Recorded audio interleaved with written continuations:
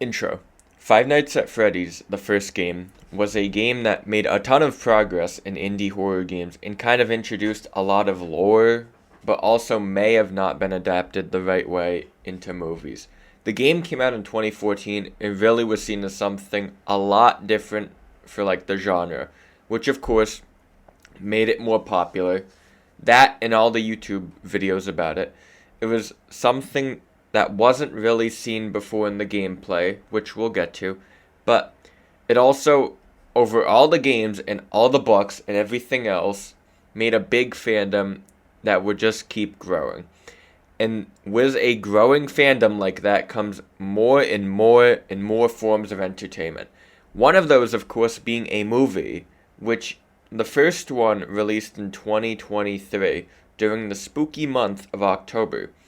But before we get into the movie and talk about its adaptation of the game, we need to talk about the gameplay of the original FNAF game to see what it's actually like. In the first FNAF game, it was a simple concept but hard to master. You start at midnight and you have to survive until 6 a.m. for the night shift. Easy and done, but the difference is in this game, you may have the animatronics who get a little quirky at night. It's a simple premise because all they do is move around a little bit to the left or the right, and they have this fixed movement pattern. You really just have to watch the cameras to make sure they don't move, and that's about it. There's only 4 animatronics, which, wow, what a small number compared to what's in the FNAF lore book at Newberry Comics. But anyways, there's only 4 animatronics you have to keep track of, those being Freddy, Chica, Bonnie, and Foxy, who all have different pathings that they follow, even though it's really simple once you learn it.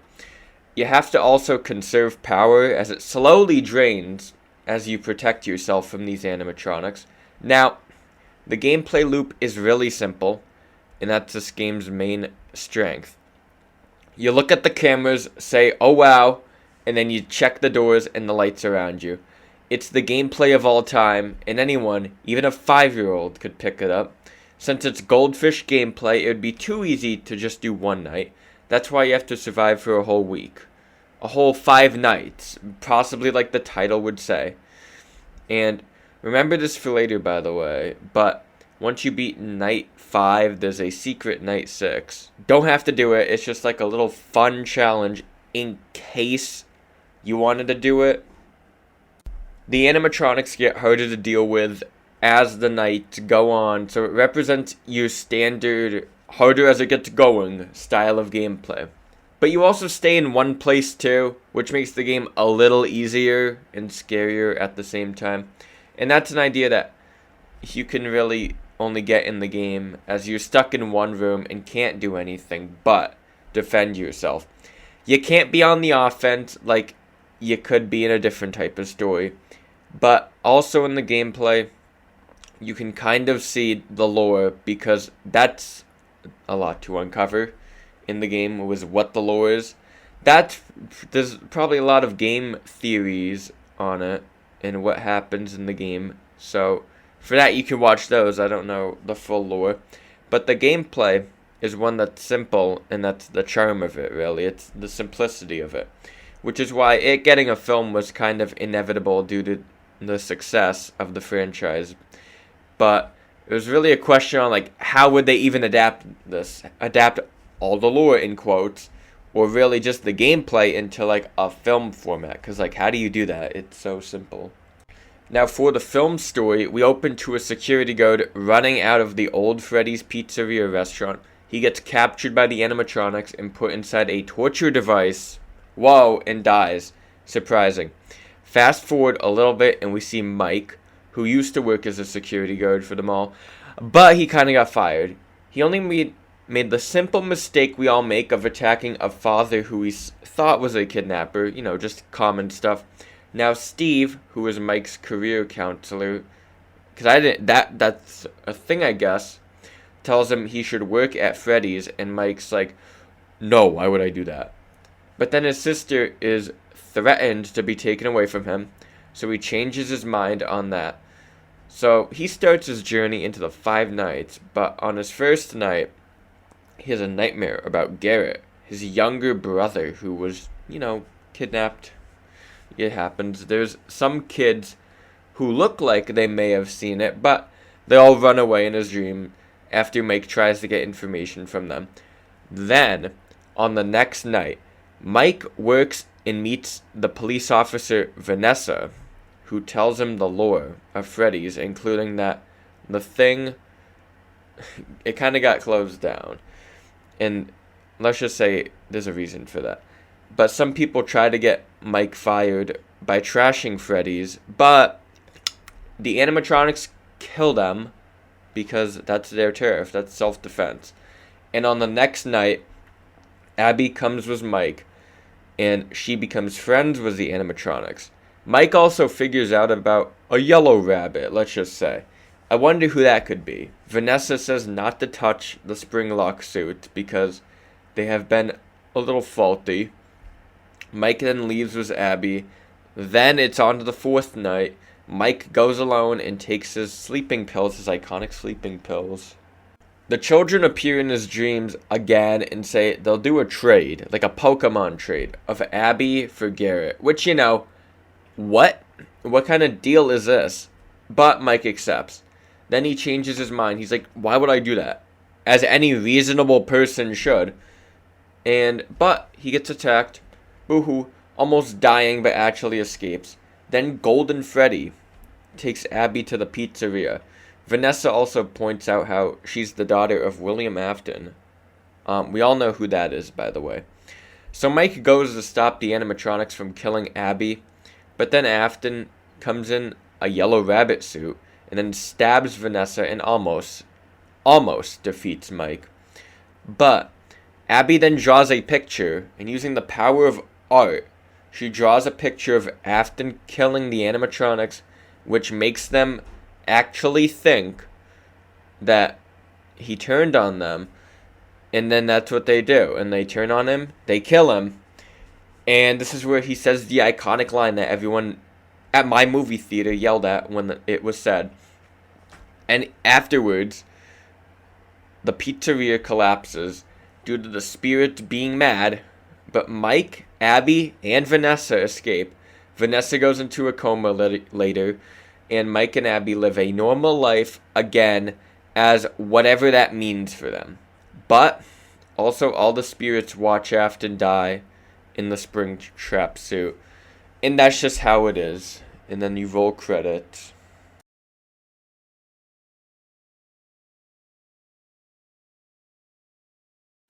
So with this very simple gameplay came the question of how can this be adapted into a film? It's very simple, it's a very simple concept, but it also made a lot of money. So how can we adapt it into a film and make sure that it can tell a somewhat decent story in between while acknowledging the fan base? Then it struck them. It struck them like lightning in a bottle in the form of this movie, I guess. The movie is able to tell a decent story from the source material, which is made up of a lot of game theories on it as extra alongside the games. But what it really tries to do is acknowledge the fan base a lot. And by a lot, I mean a lot. When the movie came out in October 2023, I saw the preview showing and went to the movie theater to see this movie the night before it came out.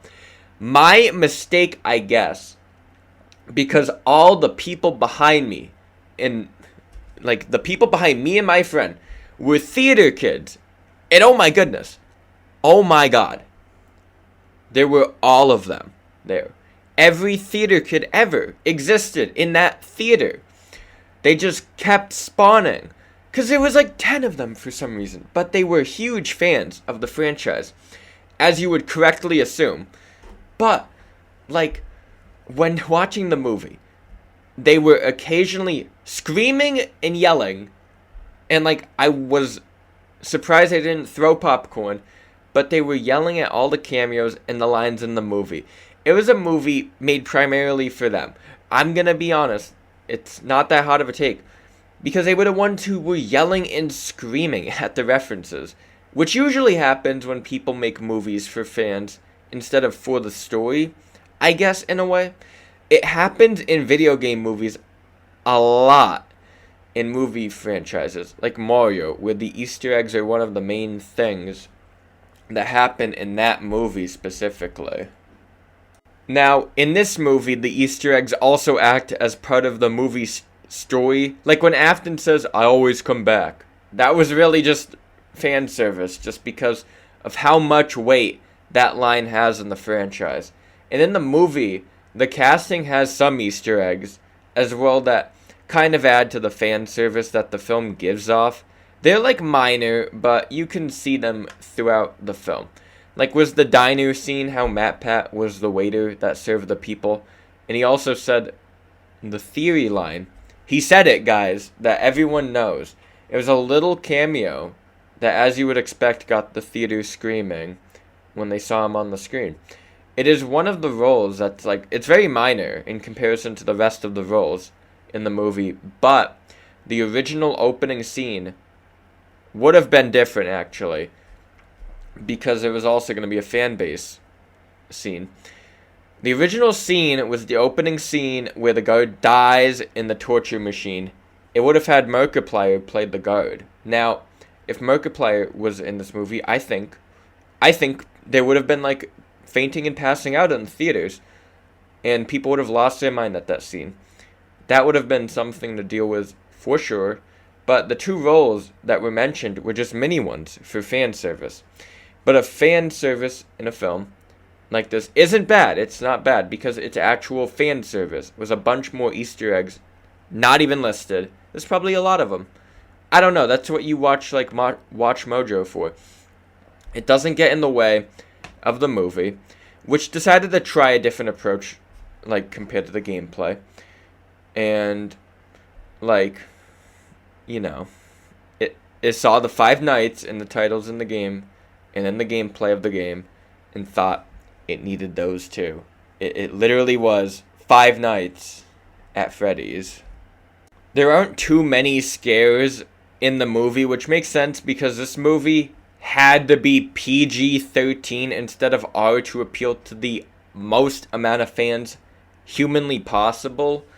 But it just feels like the way they do The Office in this movie doesn't really represent the way The Office feels in the game. Yeah, in design it can actually do that, but it feels different than when you're in it because of the atmosphere. The atmosphere is one that is meant to be scary in the game, but it tries to be scary in the movie. I get it. It's hard to put this format of game into a movie format, but there was a good amount of fear that could have been capitalized on. Like, with the jump scares that are in the game, there was a big fear factor in those that did work when the game came out.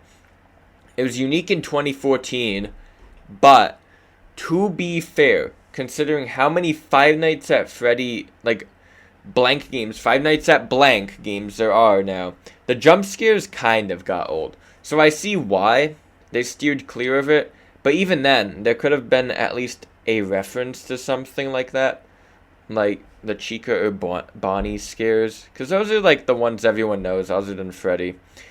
And like when you look left or right and watch out for them, those are the scary moments. But it's kind of really sad because of how the animatronics are used in the movie. In the movie, the animatronics scary and dark sinister side is really delegated to just being in the shadows. It is not something that is pushed into your face and shoved down your throat like it is in the games. If you were one of the rare people that know nothing, zero about FNAF, you may just assume they're nice little mascots, which is what the movie makes you kind of think, and that's what they want you to think in the movie. The movie plays them off like they're actual mascots for like a Chuck E. Cheese, when a lot of people know that they're really not. It kind of takes away, in some aspects, from the aspects that it has these like twisted and corrupted mascots and makes them more friendly for like a majority of the film. which I guess isn't bad. It just messes with the pacing a little bit, which is the fact that we go through 5 nights. That's the pacing, which we see most of the detail. In some of the nights when we see Mike actually working, that wouldn't fly on OSHA. Some nights he's just on a sleeping pill kick. What? You can't do that in a job. Some days he's hanging out with the animatronics. It's somewhat episodic, it feels like, in that way. But it's a different tone because, it's more entertaining than if they turn the actual game into a movie where you just look at the cameras. And you only look at the cameras. But the thing with the movie's pacing is that each night kind of feels like it moves at a different speed. Why? And I don't know. And it really can boil down to follow something a little that happens on each night, and it will all culminate into the final night with everything that happens being on that one. It also is the night where everything happens because all the other nights can be boiled down to somewhat nothing burgers in a way, if you wanted to describe it like that. They're pretty like vanilla. Because nothing happens on the first few nights. Fair, that happens in the game too. But it could have just been added upon the original thing. Like, it's mainly backstory stuff about Garrett, which moves the story forward and adds a layer to Mike's story. But the problem with it is that there's not a lot of focus on how Mike's doing his job at the pizzeria, really. And job. So in the movie, Mike works the job of all time, but we never see enough of him just working, and the scares you get from it for it to be fully worthy of him actually earning that paycheck, it's not there. He doesn't deserve what he gets paid. That's what pay by hour does to somebody, but the pacing is one of the things that could have been fixed with the story. But overall, the movie does a decent job with the pacing, was like the 5 nights and the stuff afterwards and all that. Considering that this is more of a movie for the fans rather than a movie to get somebody like into the franchise to like indoctrinate them, it works on that level, but not that much when it comes to like the other things it wants to do, like, and maybe tries to do. Since in the original there isn't that much music, they had to rely on 2 things for the actual movie: an original soundtrack and external songs. We all know there's external songs that could be used.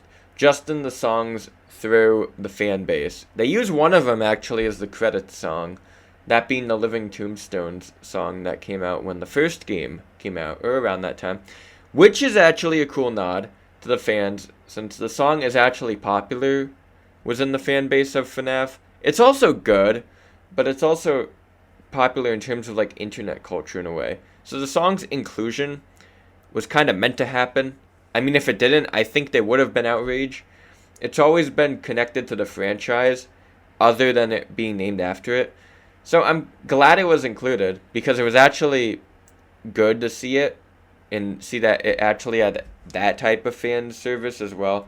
And it was something that people kind of danced to in the theater, which, I don't know why people do that, but whatever. This movie gave such like a cheap movie experience that it kind of has charm just for that, in my opinion, just from my experience. I'll give it that, but that is also just because of the fan base, which, let's just say that's a different cage to open for another time. But the music also is able to give off like a retro horror vibe, which is good, I think. It's what FNAF is about, and it's able to give off that vibe in a more movie-ified way, like movie-ified music way. I think the music works, especially the opening sequence, because that track kind of slaps, especially. That's the one to save. That's the one you save on Spotify, outside of the movie watching experience, in my opinion. That one specifically. And the credit song, but a lot of it is good, which is good in a movie when the music's actually good, because it's, they actually care about it, and it's like not just, I'm gonna have background music. Now, for the numbers, it got a 5.4 out of 10 on IMDb and a 33% on both Rotten Tomatoes and Metacritic. I don't know how that happens. They rarely ever agree on anything. So in terms of numbers, it's not looking good for the movie. Though, it did get a 4.8 out of 5 on the Facebook movie page, if that means anything to you. But lastly, on Movie TikTok, aka Letterboxd, it got a 2.6 out of 5, which equals a 5.2 out of 10. This may be because of the split between the audience and the critics and how much each has been exposed to the series, because that can change someone's opinion on the movie. Unironically, that is like a big factor when watching the movie to see if you'll like it. Since a lot of fans who enjoyed the movie or thought it was okay to be good on the low range were more exposed to like the media and probably knew a lot more externally the things compared to like the critics who, let's be honest, movie critics kind of have this like reputation, and they were probably forced to see this by their like conglomerates above them. They really did not know anything about the franchise, and maybe just maybe at most they knew about like the Bite of 87. But that is like a stretch for like these people who have kids. They have kids, they have like families, that they have a life, I guess. But even then, it's a stretch to assume that they would know anything about FNAF related. Most of them, to be fair, like movie critics stereotypes are in their late dad divorce ages or have fond memories of the past movies they watched to not like this one a lot. So it really would boil down to opinion. The movie also did well for an indie film since it had a $20 million budget and it made $291.6 million in the box office. And that was combined with like day one streaming as well, which, that was pretty cool that they made that much money on streaming and theater release simultaneously. Overall, the FNAF movie is a movie that could have been really good, but it's very hard to be good since the source material is a weird thing to adapt. It could have been a lot better than what it was, but that's whatever. It just happens. I liked it personally. I thought it was good. I thought it was fun. But that may be because of what I've been exposed to in the franchise. And like I've been online for a little bit. I know most of the important parts. I would personally give the game a 9 out of 10 and the movie an 8.4 out of 10. But you may have a different opinion. If you do, you could comment it down below if you want, because it's always good to hear people's thoughts. That's what diverse opinions means. If you want to. If, like, I'm not forcing you to do that. But also, if you want to, you should also like and subscribe. Pretty please.